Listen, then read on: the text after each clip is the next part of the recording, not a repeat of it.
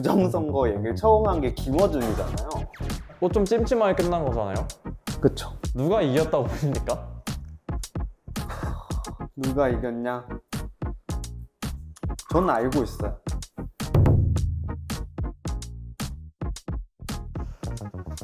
네, 안녕하세요. 저희 20대만의 시선으로 이대로라고 하고요.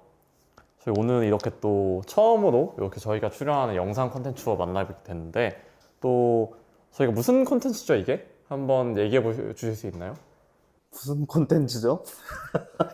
무슨 콘텐츠라고 저희 내리는 것도 좀 어려워. 네. 근데 저희가 항상 좀 우리끼리 뭐 술자리를 할 때나거나 이런 정치도 뉴스레터다 보니까 그런 얘기가 많이 오가는데, 그런 걸 또 버리기가 너무 아까워가지고 우리끼리라도 이렇게 한번 찍어서 또 공유를 드리면 좋겠다. 또 막 사실 아무도 보시진 않겠지만 혹시 보시는 구독자분이 계시다면, 그러면 보신 분들 위해서 간단하게 또 자기소개 한마디씩 해주실 수 있나요? 네. 네, 저부터 하겠습니다. 저는 현재 휴학생인 에디터 파란입니다. 네. 저는 이번에 복학을 하게 된 에디터 나우라고 합니다. 네, 저 오늘 또 진행을 맡았고요. 지금은 에디터가 아니지만 데네브라고 합니다. 또 간략하게만 설명을 드리면, 저희가 일단 지금은 파일럿 방송이기 때문에 일단 레터를 저번 주 월요일에 이렇게 나왔었죠. 월요일에 나왔던 레터에서 한 두세 주제 정도 뽑아서 저희의 이제 어떤 생각과 이야기들 그렇게 전해드릴 예정이고요.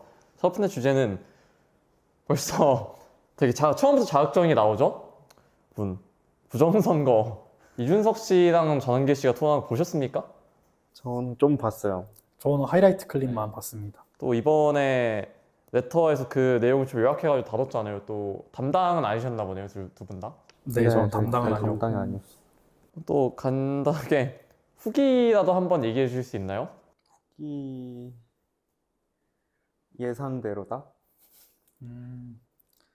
저는 정말 쉽지 않았다. 증거 자료들이 되게 쉽지 않더라고요. 뭔가 근거들이 계속 바뀌는 게 되게 어려웠던 것 같습니다. 저도 솔직히 그날 일정이 있었어가지고 라이브로 보진 못했고 클립이랑 막 친구들이 카톡방에서 그거 가지고 막 얘기하는 거 봤는데 어지럽긴 하더라고요. 그래서 혹시 뭐 기억에 나는 내용이라든지 좀 재밌었던 분이라도 있을까요, 혹시? 저는 맨해튼 프로젝트 이거 관련해서 그 전한길 씨가 뭐 되게 여러 음모론이라는 표현을 해도 되나요? 이거와 관련해서 뭐 맨해튼 프로젝트에서 시작됐다라고 했는데 갑자기 또 주장이 바뀌고. 네, 전한길 씨 아니고 김미용 씨 아닌가? 그런가요? 네. 네, 김미영 팀장. 네. 뭐 저요? 저는 사실 앞에 내용은 뭐 예상했던 거고 많이 들었던 거라 좀 신기하진 않았고, 막판에 점점 지쳐가는 패널과 진행자, 유일하게 팔팔한 이준석, 약간 이게 좀 웃겼다. 이준석 씨는 그래도 계속 팔팔하셨나 보네요. 아무래도 거기선 제일 어린 나이다 보니 그러기도 하고 뭐 대선도 나가보고 한번. 체력이 나이를 못 따라가는구나, 그렇게 생각했어. 저도 이제 40대라 그렇게까지 젊진 또 않은데. 아직 그 뭐죠? 중위 연령도 넘지 않았다. 이준석은 젊습니다. 또 재밌었던 분이기보다 그 양측의 어떤 주요한 내용 같은 거 뭐 간단하게 얘기라도 해주실 수 있나요? 저희 이번에 레터에도 한번 요약을 했었으니까. 주요한 내용? 뭐 제가 레터를 이제 독자로서 읽으면서도 생각했지만 이게 주요한 내용이라고 해야 되는 건지도 잘 모르겠어, 솔직히. 일단 레터에 나온 걸로는 이제 전한길 씨와 함께하는 그 4인의 주장에서는 서울과 수도권 곳곳에서 이제 사전투표나 본투표에서 득표율이 약간 그 권역에서 비슷비슷하게 나오는 게 이게 약간 통계적으로 말이 안 된다, 이렇게 주장을 했고, 그다음에 또 그분들의 이야기에 대해서 계속 얘기해 보자면, 그다음에 또 이게 단순한 어떤 실수나 한 사람의 어떤 나쁜 행위가 아니라 거대한 배후가 있는 맨해튼 프로젝트와 같은 어떤 음모가 있다라고 했고, 그다음에 마지막으로는 어쨌든 이런 선거를 관리하는 기관이 선관위인데, 이 선관위가 아마 이런 거대한 음모의 중심이니까 선관위의 서버를 전수조사해야 된다, 이런 내용이 전한길 측의 핵심 주장이었습니다. 그럼 우리 팔판 준석 씨는 무슨 말을 했죠? 준석 씨는 뭐 앞서 말씀드렸던 뭐 전환길 측의 그쪽의 주장에 대해서 뭐 사전투표에 대해서 자기도 뭐 이제 사전투표에서 졌는데 본투표에서 역전해서 당선된 케이스이지 않느냐. 만약에 이 투표가 조작이라면 본인도 떨어져야 되지 않느냐라고 반박을 했었고, 그 다음에 뭐 또 선관위 서버나 이런 것들에 대해서 전수조사를 해야 된다라는 주장에 대해서도 통합선거인 명부는 주민등록번호인데 이걸 어떻게 개인에게 유포할 수 있는지 이런 것들에 대해서 혐의가 없다라고 주장을 했었죠. 이거 주장과 반박을 했죠. 네, 확실히 이렇게 서면으로 요약을 해가지고 얘기를 하니까 그 재미가 안 전달되긴 하네. 다들 그냥 사실 맨날 하던 그 얘기야. 맨날 하던 그 얘기고, 근데 약간 웃겼던 거는 이 부정선거가 있다고 주장하시는 분들 측에서는 처음에 막 근거를 제시하다가 또 근거가 뚫리기도 하고 그다음에 약간 설명이 안 되기도 하니까 나중 가서는 증거가 지금 있다는 게 아니라 이런 수도 있으니까 조사를 해봐야 된다로 되니까 이게 약간 논리가 앞뒤가 안 맞는 느낌? 근거를 가지고 말하는 게 아니라 내 생각에는 뭔가 이상해. 그러니까 조사를 해서 근거를 찾아보자. 그러니까 이런 거에 가까웠던 것 같아요. 그죠. 근데 솔직히 말해서 약간 뭐 한 처음부터까지 그 얘기를 자주 했던 것 같긴 해요. 내가 지금 있다는 게 아니라 이런 의혹을 제기하려고 자기는 나온 거다. 그래서 자기는 승패가 중요치 않고 막 이런 얘기를 자주 했던 것 같은데 그럼 뭘 계몽하는 거예요? 사실 근데 간단히 생각해도 좀 말이 안 되긴 하죠. 왜냐면 이제 또 이 주제 자체가 전환기 씨가 뭔가를 계속 증명해내야 되는 거잖아요. 근데 그게 되겠냐고. 그러니까 본인한테 근거가 있을 수가 없는 부분이잖아요. 그래서 애초에 사실 이 토론이라고 하는 게 사실 맞지가 않았다 생각을 했는데 투정. 끝장 투정. 뭐 좋게 의혹을 제기하는 거죠. 뭐 그쪽에 얘기를 하면 뭐 그래서 이건 좀 다른 얘기지만 혹시 부정선거 믿으시나요? 저는 지금은 아직 안 믿고 있습니다. 그렇죠. 근데 믿기 어렵죠. 주변에 혹시 없어요?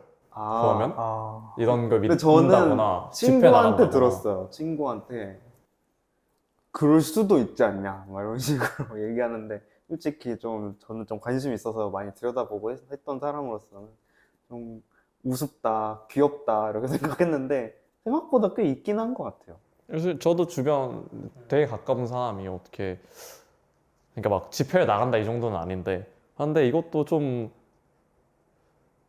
부실한 거 아니냐. 그래서 뭐 부정선거 그러니까 악의적으로 조작한 부정선거는 아니더라도 이렇게 부실한 게 있으면 또 조사해봐야 되는 거 아니냐고 얘기하시는 분도 있고 그때 요약하던 제 친구들도 물론 거기는 반쯤은 우스갯소리지만 이거는 자기는 믿는다고 전환길이 이긴 것 같다 이렇게 얘기한 친구들도 있었고 근데 약간 그분들 의견을 일반화할 순 없지만 어쨌든 들어보면 약간 유명해서 유명한 느낌?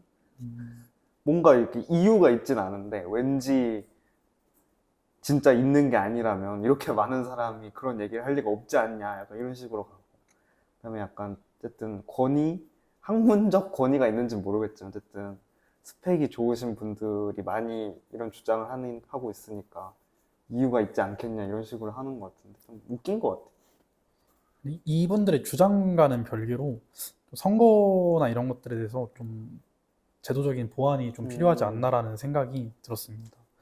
이런 주장들이 나올 수 있는 게 어쨌든 뭐 직전 대선에서도 뭐 서대문 그쪽에서도 문제가 있었던 기도 하고 이런 것들에 대해 문제가 있기 때문에 이런 부정선거를 주장하시는 분들이 근거 자료로서 활용할 수 있는 거니까 이런 것들의 근거를 처음부터 좀 막을 수 있는 선관위 측에서 좀 제도적인 보완이나 이런 것들이 필요하지 않을까라는 생각이 들었습니다. 그건 그런데 저는 좀 이게 좀 구분을 해야 되는 게 부정선거랑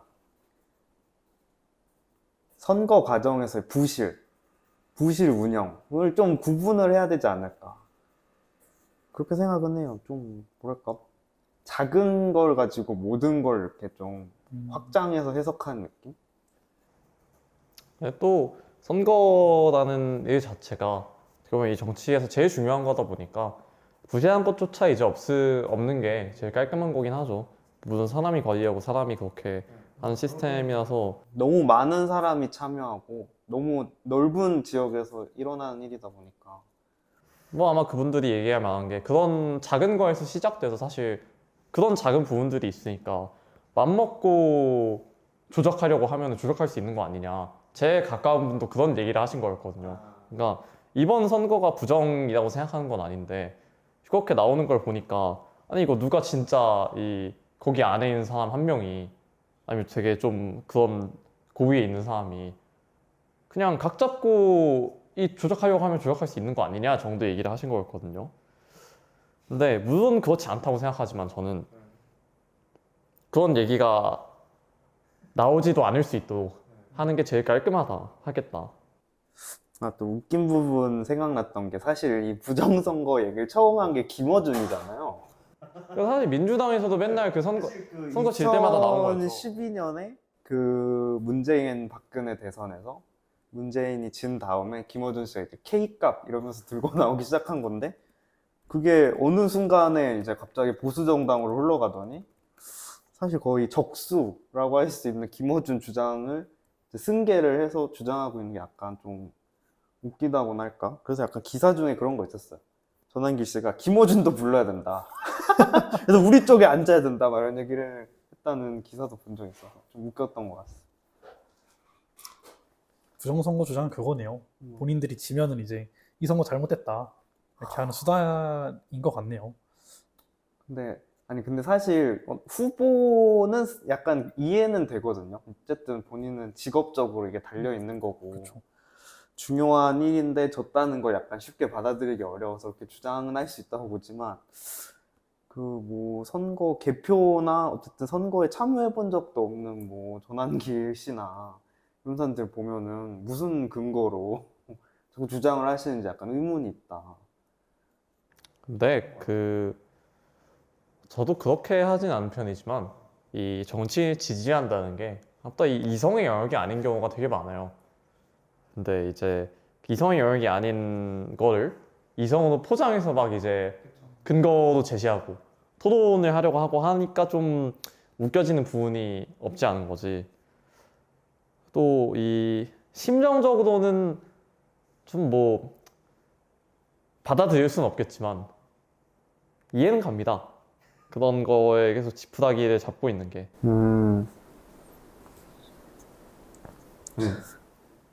뭐 형식적인 질문이지만 거의 이제 물론 토론 자체는 종료가 됐지만 뭐 좀 찜찜하게 끝난 거잖아요. 그쵸. 누가 이겼다고 보십니까? 누가 이겼냐? 저는 알고 있어요. 펜앤 마이크가 승자입니다. 이게 원래 그 TV조선에서 하려고 했는데 TV조선 측에서 안 된다고 했던 거잖아요. 이걸 잽싸게 펜앤 마이크가 받아서 동접자 32만에 조회수 600만 달성했다. 최고 승자는 펜앤 마이크다. 저는 그렇게 생각하고 있어요. 맞는 주장인 것 같은데. 사실 저는 뭐 이준석, 전환길 둘 중에 한 명 이겼다 이렇게 생각하려고 답변을 막 생각을 하고 있었는데 펜앤마이크가 승자네요. 펜앤 마이크가. 근데 뭐 어떻게 보면 이준석 씨가 승자 아닐까요?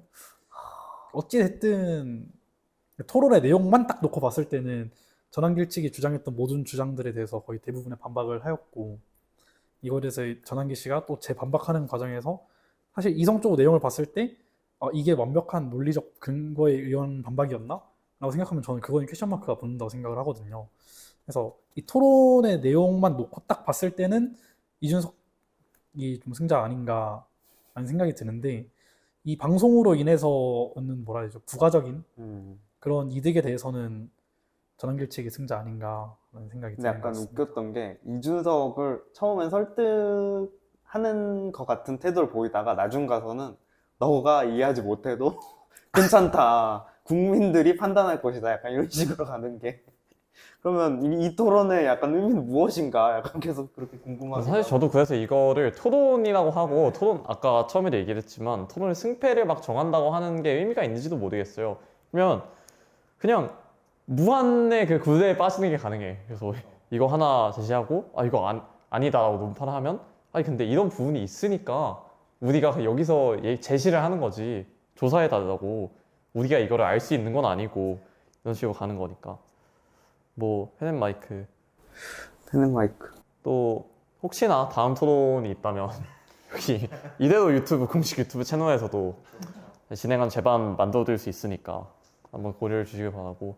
근데 저는 또 그렇게 생각해요. 양측한테 또 어느 정도 의미가 있었다.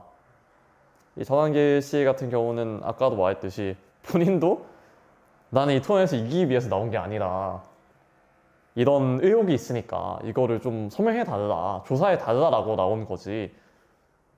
라고 한다면 그거를 이렇게까지 많은 사람들이 보고 또 공론화를 시키는 거라면 그런 부분에 있어서는 어느 정도 자기도 가져가는 게 있는 거겠죠. 또 이준석 씨도 어떻게 보면 이준석 이렇게 양극화되어 있는 상황에서 이준석 그 개혁신당이 보수 쪽에서 가져갈 수 있는 파이는 또 어떻게 보면 이 부정선거를 타파하고 또 거기서 넘어오는 또 표를 가져가는 그런 게 있기 때문에 저는 처음에는 이제 아니 굳이 이거를 왜 나와서 싸워주지라고 생각했는데 그런 사람들을 조금이라도 이제 데려올 수 있다면 뭐 이준석 씨한테도 나름 뭐 얻어가는 게 있는 토론이지 않았을까 하는 생각은 합니다. 또 어떻게 생각하시나요? 저도 좀 비슷한 의견인 게 사실 지금 저희가 지방선거가 3개월 남은 시점이잖아요. 여기서 이준석 씨와 개혁신당이 가져갈 수 있는 파이는 사실 중도표와 그 다음에 이런 부정선거를 믿진 않지만 어느 정도 보수적인 성향을 가진 유권자들의 표를 가져올 수 있다 생각을 하는데 그런 부분에서 표를 가져올 때 전환길 씨와의 토론을 한 거는 본인의 어떤 정치적 입지를 마련하고 또 그다음에 개혁신당의 지지율이나 이런 것들에 또 어느 정도 미끼를 던질 수 있는 그런 수단이었다고 생각을 해서 이준석 씨에게 정치적으로 굉장히 좋았던 시기적으로 되게 좋았던 것 같아요. 지방선거를 뭔가 아직 본격적으로 시작은 하지 않았지만 어느 정도 당내에서 서로 입지를 좀 정할 시기에서 이런 걸 했다는 게 좋은 이벤트였다고 생각을 합니다. 저도 이제 약간 보면은 일단 약간 완전 기술적으로만 보면은 요즘 개혁신당이 약간 이슈에서 중심에 못 서고 많이 안 떨어지는 상황이었는데 어쨌든 이준석이라는 정치인이 스포트라이트를 가져온 점에서는 전략적으로는 나쁘지 않았고 그 다음에 원래 부정선거에 대해서 긍정하든 부정하든 이게 입장이 확고하신 분들한테는 약간 이 토론은 의미가 없었겠지만 약간 중간에서 그럴 수도 있지 않나? 라고 생각했던 분들한테는 그게 사실이 아니라는 거를 약간 논리적으로 설명될 수 있고 그 다음에 뭐라고 하죠? 아니라고는 생각은 해도 그 근거를 대라 하면 쉽지 않잖아요. 그 근거를 이준석 대표가 좀 어느 정도 설명해 준 거 아닌가. 그래서 많이 도움이 됐다 생각합니다. 근데 솔직히 말해서 저는 요즘 같은 시대에 그 내용 자체가 되게 도움이 됐는지는 잘 모르겠어요. 그러니까 이 토론이라는 것 자체를 그렇게 길게 보고 있는 사람들이 많지 않을 것 같아. 요즘 다들 이제 그 쇼츠로 내려가고 막 그렇게 하니까 저도 잠깐 이제 들었을 때 말이 너무 긴 거야 다. 그래서 그러니까 예를 들어서 전환길 씨가 그런 영상 막 틀었잖아요. 그 표 이렇게 바뀌는. 근데 그걸 끝까지 보면 사실 이제 논파가 된 건데 그 영상만 딱 봤다고 쳐. 그러면 이게 문제가 있긴 있구나 막 이렇게 생각이 될 수도 있는 거고 그래서 그렇게 긴 호흡으로 토론을 하는 것 자체가 그렇게 유효하지 않다는 건 사실 대선 때도 좀 봤던 것 같고 요즘에 그런 게 잘 그 내용 자체가 효과를 볼진 모르겠지만 그 사람들 뭔가 자기 쪽으로 데려가는데 어쨌든 그 시도 자체와 이 화제의 중심에 섰던 것 자체는 좋았다. 근데 물론 그게 지방선거 자체에 영향을 막 줄진 모르겠어요. 왜냐면 거의 후보도 없잖아요. 근데 약간 부정선거가 항상 보면은 약간 논리나 이성의 문제라기보다 약간 거의 신앙에 가깝게 그냥 이렇게 무비판적으로 그냥 믿으시는 분들이 많은 것 같은데 그러니까 그런 분들을 구할 수는 없겠지만 뭐라고 하지? 중간에 있던 분들과 그분들이 연결되는 걸 차단하는 정도는 기능할 수 있지 않을까? 라고 저는 생각은 했어요. 네, 저도 이런 토론은 중앙에 있는 분들이 많이 봐서 뭐 어느 한쪽으로 가라고는 못하겠지만 개인의 판단에 또 잘 내리게 됐으면 좋겠네요. 약간 덧붙여서 그 조금 다른 얘기긴 한데 사실 이준석 하면은 토론이잖아요. 이런 본인이 그쵸, 그쵸. 정치적으로 되게 어렸을 때 처음 데뷔했을 때부터 뭔가 토론으로 많이 이렇게 이미지 메이킹 해왔고 그래서 이번 토론 끝장 토론 역시 본인의 어떤 이미지를 한 번 더 견고히 다지는 그런 수단으로서 출마라고 할까요? 출연을 한 거 아닐까요? 그런 생각이 들었습니다. 네, 아까 얘기한 것처럼 이제는 토론만으로는 부족하다. 그쵸. 그렇게 말이 세 줄이 넘어가면 사람이 안 보기 때문에 그래서 그것 말고도 이제 특히 더 주요 정당에 있는 사람이 아니게 됐다 보니까 그거 말고 또 본인의 어떤 캐릭터라든지 이미지를 구축할 수 있는 뭔가가 더 있어야 될 것 같긴 합니다. 뭐 마리아 워낙 잘하는 사람인 거 다 알고 있지만 또 그런 토론에서 있었던 태도라든지 발언 같은 게 뭐 본인은 그 의도가 아니었겠지만은 부정적으로 작용한 적도 있었던 것 같고요. 그래서 약간 그런 점에서 약간 그 팩트 체크하는 웹사이트를 개혁신당 쪽에서 만들었던 약간 그런 게 약간 개혁신당의 어떤 강점을 보여주는 어떤 사례가 아닐까 싶긴 해요. 저도 인스타그램에서 봤는데 꽤 좋게 봤습니다. 그거는. 어쨌든 속도도 빠르고 좀 디지털에 친화적이고 정당 전체가 그런 측면을 보여준 게 아닌가 싶습니다. 그래서 미디어 공략을 훨씬 잘해야 될 것 같아요. 그 나름 젊은 정당을 표방하고 있으니까 젊고 새로운. 개혁신당 지지 채널 같네요. 넘어가죠? 넘어가면 안 되는 거 아니에요? 얘기하기로 했으니까 개혁신당 얘기를 또 넘어가서 안 하게 될 수가 없죠. 저는 개인적으로 항상 얘기하는 거지만 물론 첫 이 영상인데 항상 얘기한다고 하기가 좀 그렇지만은 사석에서 자주 얘기하는 거지만 개혁신당이든 어디든 이 제3지대에 있는 정당들이 좀 더 이 수면 위로 올라오고 자기 파일을 좀 가져갈 수 있었으면 좋겠다 하는 생각이 항상 있기 때문에 네. 그럼 다음 주제로 넘어가 볼까요? 다음 주제 글쎄요. 지금 저희랑도 좀 시기성이 있다고 생각하는 게 이제 곧 군대 가시지 않나요? 맞습니다. 휴학을 한 이유죠. 저는 미장 투자하셨죠? 국장입니다. 근데 아, 국장인데 국장도 떨어지더라. 오늘 뭐 5,700? 파멸적으로 떨어져가지고 저는 미장이 비트에 아는 게 야. 없어가지고 자랑스럽습니다. 제가 제일 낫네요. 저희의 상황과도 연결이 굉장히 많이 되어 있는 이 전쟁 얘기를 안 해볼 수가 없겠죠. 또 갑작스러웠다고 해도 되는지 모르겠지만 진짜로 실행에 옮긴 거는 갑작스러웠던 것 같아요. 갑자기 이제 그 며칠이었죠? 28일이었나요? 맞습니다. 네. 이란을 갑자기 때려버렸어요. 트럼프가. 혹시 그건 어떤 전후 상황에서 했던 건지 이 레터 쓰셨던 분들 혹시 한번 간단하게 얘기해 주실 수 있나요?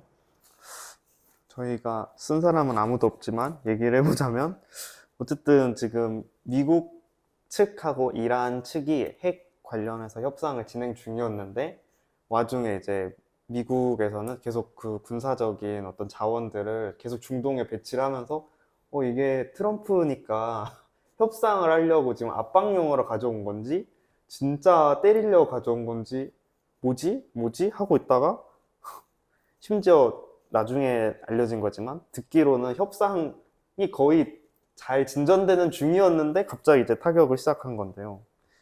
그래가지고 뭐 뻔하죠. 뭐 이스라엘에서 또 미사일 날리고 미국에서도 폭격하고 해가지고 결국에는 그 최고 지도자인 하메네이가 사망해서 이란이 지금 수뇌부가 거의 날아간 상황이고 이란은 그거에 대한 보복으로 주변 중동의 미군 기진들을 타격하고 있는 상황이라고 볼 수 있습니다. 아니 근데 사실 그래서 전쟁이 어떻게 끝날지도 잘 모르겠어. 이게 협상을 할 지도자들이 안 남아 있는데. 좀 약간 법률적으로 문제가 있는 걸로 알고 있어요. 이게 전쟁이 그 미국 같은 경우에는 국의회 승인을 받아야 되는데 그건 오래 걸리고 귀찮잖아요. 트럼프 입장에서는. 그래서 이걸 그러니까 분명 현상적으로는 전쟁에 가깝지만 전쟁이라고 아무도 선언을 안 하고 사람은 죽고 있고 미사일은 날아다니고 있는 게 현재의 상황이다 라고 볼 수 있을 것 같습니다. 그 작전 이름도 되게 웃겨요. 무슨 포효? 장대한 분노? 무슨 fury? 이런 거였는데 이름을 항상 좀 이게 멋있게 짓더라고요, 작전명을. 그러니까 이 보통 어떤 제가 이건 뭐 그런 근거라든지 누구를 사상한다든지 이런 게 그런 이름에 담기는 걸로 알고 있는데 여기 작전의 이름이 분노야. 말이 안 써서 화나서. 그쵸. 핵을 포기 안 한 게 화가 많이 난다 보네요. 아니, 근데 핵을 포기하지 않은 거는 오래된 일인데. 근데 약간 이런 거잖아요. 원래 마음에 안 들었어요. 마음에 안 든 그 순간에 때린 게 아니라 이대로 한 20년 살아왔는데 갑자기 너 오늘 좀 맞아야겠다 하고 때린 건데 이 이유가 뭘까? 그래서 저는 추측을 해봤는데 약간 이 전까지 상황을 볼 때 그 미국 내에서 약간 보궐선거도 있고 했는데 약간 그런 국내 정국에서 트럼프가 좀 밀리는 상황이 되다 보니까 이런 걸 뒤집으려고 뭔가 군사적인 옵션을 꺼낸 거 아닌가? 약간 그런 추측도 혼자만의 상상으로 해봤습니다. 저도 그 생각을 좀 했었거든요. 이유를 알기가 너무 어렵잖아요. 굳이 지금 네.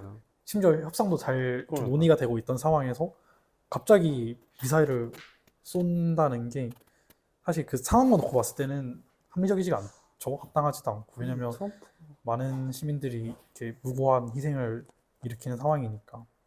그래서 본인의 정말 정치적인 수단으로 했다는 가능성이 충분히 있어 보이는 것 같습니다. 근데 약간 이런 걸 약간 뒷받침하는 거는 트럼프 대통령은 자꾸 본인 주장으로는 우리가 그 지도부를 날려줬으니 이란 국민들이여 일어나서 네, 너네가 먹어가지고 너희가 해결을 해란데 사실 그 전문가 인터뷰나 이런 게 요즘 최근에 나와서 좀 봤는데 사실 이란이 뭐 최고 지도부는 사라졌지만 그 나머지 조직들은 아직 남아있잖아요. 군도 살아있고 그거를 그냥 그냥 툭 없앤 다음에 자 이제 됐지 해봐 막 이러는 게 좀 그리고 너무 불확실한 거 아니에요? 너무 황당하고 좀 뭐 알려주던지 약간 그런 측면이 있는 것 아, 그리고 뭔가 어디서 많이 들어본 말인 것 같은데 이 국내 전국 상황 때문에 같아요.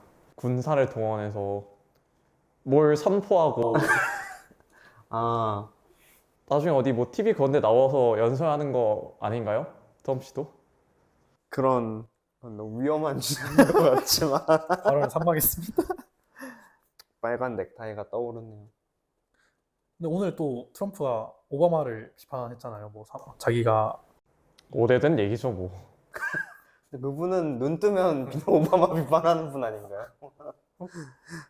그런 거 보면은 민주당 그러니까 국내 정치 내에서 민주당의 지지율이 너무 높아지니까 그런 걸 좀 잡기 위해서 이런 무리수라고 표현을 되나요? 근데 약간 트럼프가 1기, 2기 들어서 좀 바뀐 것 같은 거는 1기 때는 그냥 뭐라고 하죠? 일단 지르기. 좀 협상에 가까운 블러핑 느낌이었는데 2기 때 들어서는 진짜? 진짜? 하고 타코라고 놀리고 했는데 가끔 진짜 때리는 게 약간 좀 달라진 면이라고 할까요? 베네수엘라에서 그 마두로 대통령 체포작전 할 때도 그냥 뭐 말만 하는 거겠지 뭐 이러면서 놀렸는데 진짜 일어나고 그다음에 이란에서도 항공모함 막 2대 배치되고 하면서 뭐지? 이랬는데 또 진짜 일어나는 거 보면은 뭔가 좀 바뀌긴 했다.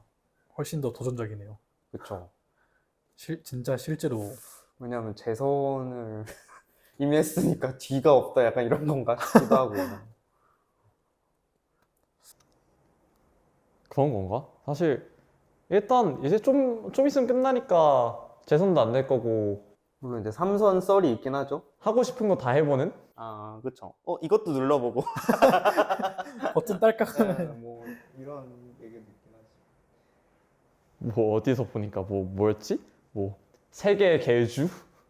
뭐 이런 자리인데 내가 할 수 있는 거 막 딸깍 다 눌러보고 전쟁도 이렇게 하고 물론 전쟁이 이렇게 얘기할 수 있는 거 주제는 아니지만은 근데 약간 트럼프 입장이 바뀐 게 지금까지는 막 계속 무역 협상하고 그다음에 우리랑 계속 방위비 협상하고 이러면서 우리 이제 더 이상 돈 쓰기 싫으니까 너희 나라 너희가 지키고 더 이상 전쟁이나 이런 개입도 안 하겠다 이랬는데 사실 베네수엘라까지는 어쨌든 미국의 영역 아니잖아요. 남아메리카니까.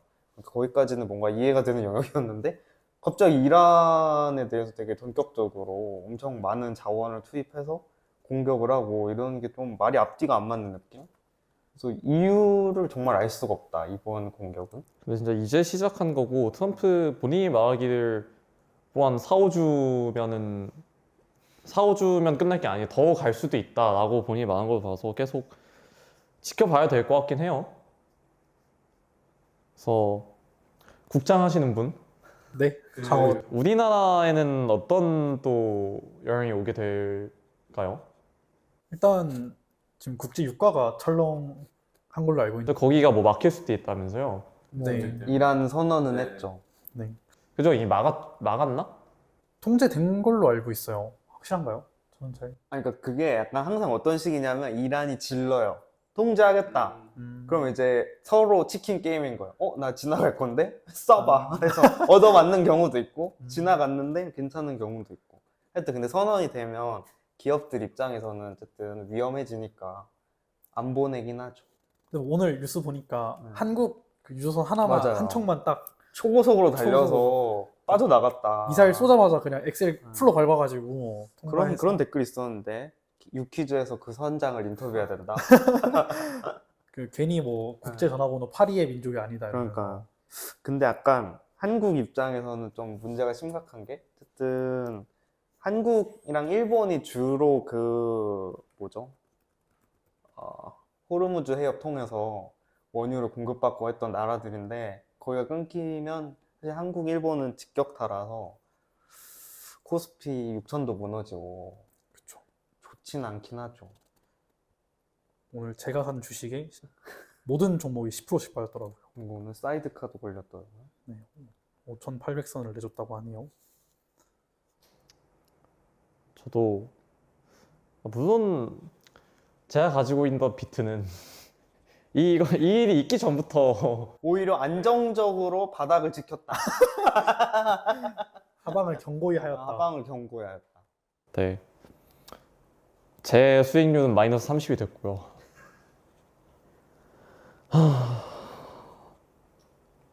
안타까운 거죠. 하지만 저는 비트 믿기 때문에 트럼프 씨는 못 믿었지만 근데 약간 이번에 흥미로웠던 건 그 뭐라고 할까요? 이란에서 어쨌든 되게 다양한 무기들을 섞어서 쏘는 방식으로 해서 주로 뭐 드론이랑 탄도미사일이랑 뭐 이런 걸 섞으면 속도가 달라서 그 방공망이 쉽게 막지 못한다고 하더라고요. 그래서 이스라엘도 맨날 아이언돔 자랑하지만 이번에 좀 뚫려서 실제로 사고도 나고 하는 거 보면 약간 여러 의미가 있고, 우리 위에 계신 어떤 분도 떨고 있을 것 같다. 요즘 그런 밈이 많더라고요. 트럼프가 뭔가 액션을 취하면 항상 위에 계신 분들에 그쵸. 대한 밈이 돌지 않나요? 근데 좀 다른 점이라면 이란은 핵을 보유하기 위해서 노력하다가 이 꼴이 난 건데, 북한은 어쨌든 인정하긴 싫지만 어느 정도 역량을 갖췄다고 평가를 받고 있으니까. 거의 사실상 뭐 그쵸. 핵 보유국이라고 핵 보유국을 인정받고 있는 상황이어서. 조금 다르고 오히려 괜히 자극하면 더 위험해질 수도 있고 해서 뭐. 저도 저희 과에서 핵무기에 관련된 수업을 들은 적이 있는데 거기서 나왔던 말들이 막 뉴스에서 나오니까 이게 좀 그걸 배웠던 입장에서 신기하긴 하더라고요. 뭐 예방 전쟁이니 또 실용적인 학문이네요. 그러게 말이에요. 전 정치학이 물론 이거 외교학에 가까웠지만 실용적인 거라고 단 한 번도 생각해 본 적이 없었는데 요즘 살다 보니까 이슈들이 되게 많이 쓰이는 것 같긴 해요. 근데 확실히 좀 이제 좀 전쟁이 좀 일상화된 것 같긴 하다 싶긴 해요. 사실 그런 게 일상화되면 안 돼 이럴 텐데 근데 뭐 그쵸. 사실 지금까지가 비정상이었던 걸 수도 있고 저도 무서운 거죠. 그런 게 진짜 될 줄은 몰랐죠.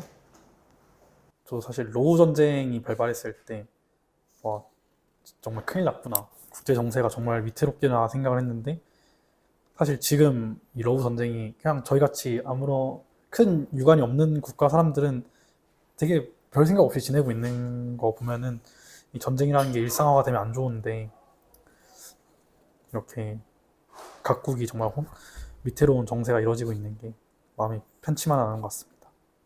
사실 마음 아픈 일이죠. 그래서 어제 훨씬 더 이 중간중간에 개그도 많이 치고 그러려고 했는데 오늘 주제가 주제라서 그런 얘기들 많이 못하긴 했어요. 뭐 처음으로 저희가 시도해 본 거기도 하지만 잘 됐나 모르겠네요. 솔직히 말해서 저는 얘기를 하면서도 떨고 있긴 했습니다. 저도 제가 무슨 말을 하고 했는지 잘 모르겠어요. 조심스럽네요, 굉장히. 아, 너무 조심하면 재미없는데. 물론 얼마나 봐주실지 모르겠지만 토론을 보면서도 느꼈어요. 이걸 보고 있는 내가 참 수고가 많다. 그쵸? 이거를 여기까지 봐주신 분들도 되게 수고가 많으셨고요. 오늘은 이 정도 얘기로 마무리 짓는 걸로 할까요? 처음이니까. 나중에 더 하게 되면은 이제 또 더 길게 얘기해 볼 수도 있고 더 다양한 주제에 대해서 얘기해 볼 수도 있고요.